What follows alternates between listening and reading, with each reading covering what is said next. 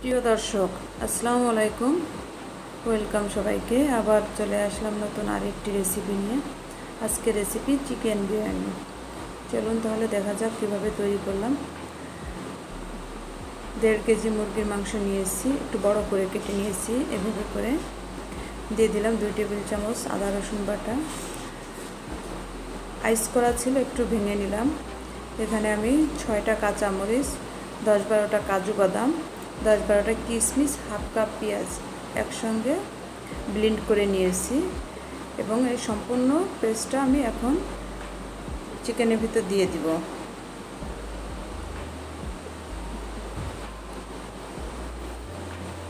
দিয়ে দিলাম 2 টেবিল চামচ বিরিয়ানি মশলা, পরিমাণ মতো লবণ, 1 টেবিল চামচ শুকনো মরিচের গুঁড়া, হাফ লিটার গরুর দুধ, ওখান থেকে অর্ধেকটা দুধ দিয়ে দিলাম। একটা লেবু থেকে এক ফালি লেবু নিয়েছি, দিয়ে দিলাম সম্পূর্ণ লেবুর রস। এখানে আমি টক দই ব্যবহার করব না, টক দইয়ের পরিবর্তে দুধ এবং লেবুর রস ব্যবহার করেছি। আমাদের ঘরে কিন্তু অনেক সময় টক দই থাকে না, সেক্ষেত্রে উপস্থিতি বিরিয়ানিটা কিন্তু আমরা এইভাবে রান্না করতে পারি। এখন একটা প্লেট দিয়ে ঢেকে 30 মিনিট রেখে দেব রেস্টে। দিয়ে দিলাম 4 টেবিল চামচ পরিমাণ সয়াবিন তেল, হাফ কাপ পেঁয়াজ কুচি। পেঁয়াজটা ব্রেস্তা করে নিব।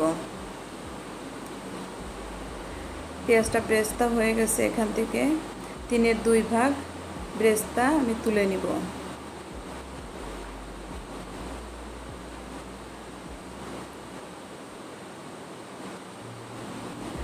বাকি যে পেঁয়াজটা আছে ওটার ভিতরে ম্যারিনেট করা মাংস দিয়ে দিব। এখন এই যে দুধ এবং মশলা যেগুলো আমি ব্যবহার করছি, এই ইনগ্রিডিয়েন্টসে আমি মাংসটা রান্না করে নিব। এখানে কোনো পানি ব্যবহার করব না।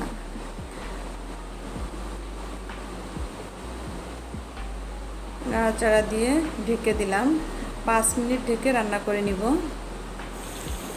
5 মিনিট পর ঢাকনা তুলে এখানে আরও অনেকটা পানি বের হয়েছে। এখন মিডিয়াম হিটে মাংসটা আমি রান্না করে নিব এবং ঢেকে পানি শুকিয়ে আসা পর্যন্ত রান্না করে নিব।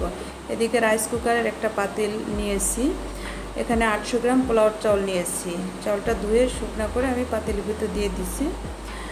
আর দিয়ে দিলাম 1 লিটার পানি, ঠান্ডা পানি, এখানে গরম পানি ব্যবহার করিনি আমি। আর বাকি যে হাফ লিটারের অর্ধেকটা দুধ ছিল, 250 গ্রাম, সেই দুধটা দিয়ে দিলাম। পোলাওর যে পানিটা দিয়েছি ওখানে 1 লিটারের সঙ্গে আর 250 গ্রাম, 800 গ্রামের সাথে 1600 গ্রাম পানি যাওয়ার কথা, সেখানে আমি 1250 গ্রাম দুধ এবং পানি অ্যাড করেছি। এটা একটা শক্ত করে পোলাওটা রান্না করে নিব এবং পরিমাণ মতো লবণ দিয়ে দিলাম পোলাওর সঙ্গে এবং 1 টেবিল চামচ চিনি দিয়েছি। এদিকে মাংসটা নাড়াচাড়া দিয়ে 6টা কাঁচামরিচ দিয়ে দিলাম, দিয়ে নাড়াচাড়া দিয়ে হয়ে আসছে। এখন অল্প হিটে রান্না করে নিব তেল উপরে উঠে আসা পর্যন্ত। মাংসটা কিন্তু হয়ে গেছে, দেখেন তেল উপরে উঠে আসছে এবং এই অবস্থাতে নামিয়ে ফেলতে হবে।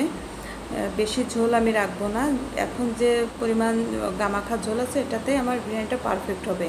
এদিকে পোলাওটা হয়ে গেছে। আমি কিন্তু 2টা চুলা ব্যবহার করেছি, 2 চুলায়, দুদিকে, একদিকে মাংস আর একদিকে পোলাও, ঝটপট করে যাতে বিরিয়ানিটা তৈরি করা যায়। এবং পোলাওটাও কিন্তু পারফেক্টলি হয়ে গেছে, অনেক ঝরঝরা এবং একটু শক্ত। এখানে 70% সিদ্ধ হওয়া পর্যন্ত রান্না করে নিতে হবে।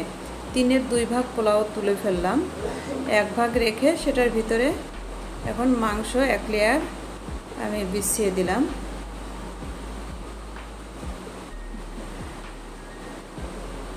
এক চা চামচ জাফরান, তার ভিতর কিছুটা পানি দিয়ে গুলিয়ে রেখেছিলাম, দিয়ে দিলাম জাফরান গুলানো কিছুটা, আর কিছুটা পেঁয়াজ ব্রেস্তা। এখন আবার পোলাওগুলো ছড়িয়ে দিব উপরে। আরেক লেয়ার দিয়ে দিলাম পোলাও, দিয়ে বাকি যে মাংসগুলো আছে সেই মাংস পোলাওর উপরে ছড়িয়ে আমি আরেকটা লেয়ার তৈরি করে নিব। বাকি যে পোলাওগুলো আছে সেই পোলাওগুলো দিয়ে মাংসটা ঢেকে দিলাম। 3 লেয়ার পোলাও হয়েছে, 2 লেয়ার মাংস, কয়েকটা কিশমিশ এবং কয়েকটা কাজু বাদাম দিয়ে উপরে ছড়িয়ে দিলাম। এটা আপনারা বাদ দিতে পারেন, এটা যে দিতে হবে এমন কোনো কিছু না, আমার কাছে আছে তাই আমার ভালো লাগে দিয়ে দিয়েছি। শুধু পেঁয়াজ বেরেস্তা দিয়ে আপনারা কিন্তু এইভাবে পোলাওটা দমে রাখতে পারেন। পেঁয়াজ বেরেস্তা দিয়ে আর ফিরে জাফরান দিয়ে এবং 1 টেবিল চামচ ঘি ছড়িয়ে দিলাম এবং রাইস কুকারের যে ঢাকনাটা দিয়ে ঢেকে নিলাম। রাইস কুকারের 2টা ছিদ্র ঢাকনা, আগে একটা আমি ছিদ্র বন্ধ করে নিয়েছি, এখন আরেকটা বন্ধ করে একবারে অল্প হিটে 20 মিনিট দমে রেখে দিব এবং ঢাকনাটা তুলে একটু নাড়াচাড়া দিয়ে দেখায় আপনাদের কেমন হয়েছে। পারফেক্ট বিরিয়ানিটা হয়েছে।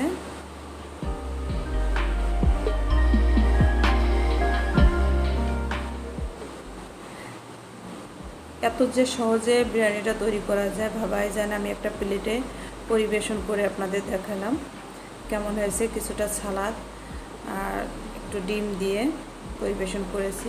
দেখেন কতটা কালারফুল হয়েছে এবং চমৎকার হয়েছে দেখতে। এবং আপনাদের যে বিরিয়ানিটা আমরা তৈরি করেছি এতে যদি বুঝতে সমস্যা হয় তাহলে ডেসক্রিপশন দেখে নিয়ে, ডেসক্রিপশনে বিস্তারিত লেখা থাকবে, ওখান থেকে সব কিছু পেয়ে যাবেন। আশা করি আপনাদের ভালো লেগেছে। আর যদি ভালো লেগে থাকে তাহলে অবশ্যই আমার চ্যানেলটি সাবস্ক্রাইব করবেন, পাশে থাকবেন। সবাইকে ধন্যবাদ।